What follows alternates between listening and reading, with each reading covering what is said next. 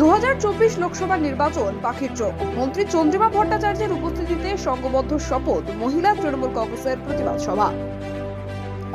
ইতিমধ্যে 2024 লোকসভা ভোটের ঢাকের কাঠি পড়েছে।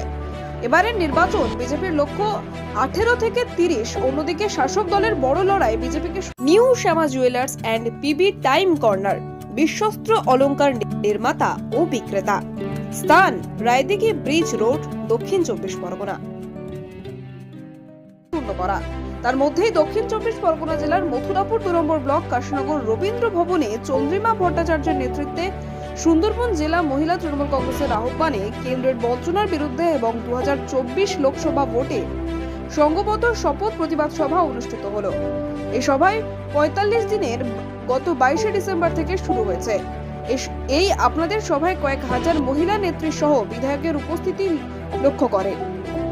থেকে 45 দিনের কর্মসূচি দলীয় অনুমতি নিয়ে আমরা শুরু করেছি। 22 ডিসেম্বর থেকে 6 ফেব্রুয়ারি অবধি আমরা বিভিন্ন কর্মী সভা করছি।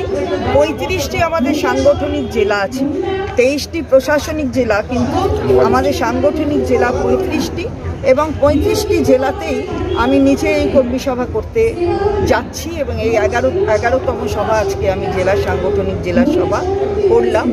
তো তার সাথে পাড়ায় বৈঠক হবে, অর্থাৎ এক একটি অঞ্চলে 3টে করে পাড়ায় বৈঠক হবে। তাহলে আমরা 10,000-এরও ওপর সভা করব এবং এগুলি টাউন, ব্লক এই স্তরেতেও হবে। ফলে এইটা 10,000 আমাদের যেমন সভা হবে 10,000-এর বেশি, তার সাথে 5-6টি করে প্রত্যেক সভা থেকে মহিলাদের অন্তর্ভুক্তিকরণ, এটাও আমরা বলেছি। তাদের ফোন নম্বর, তাদের নাম দিয়ে সেটাও মেয়েরা করছে এবং তার থেকে 50-60 আমাদের নতুন যারা মেয়েরা সংযুক্ত হবে। আর চলো পাল্টাই মিছিল, এই চলো পাল্টাই মিছিল হচ্ছে যে নারী বিদ্বেষী যে চরিত্র কেন্দ্রীয় সরকারের, সেটা মানুষের কাছে আরও তুলে ধরা এবং সেইভাবে আমাদের চলো পাল্টাই মিছিল এগুলো 2রা জানুয়ারি থেকে, মানে আজ থেকেই শুরু হয়ে যাবার কথা, আজ থেকেই শুরু হবে 2রা ফেব্রুয়ারি অবধি।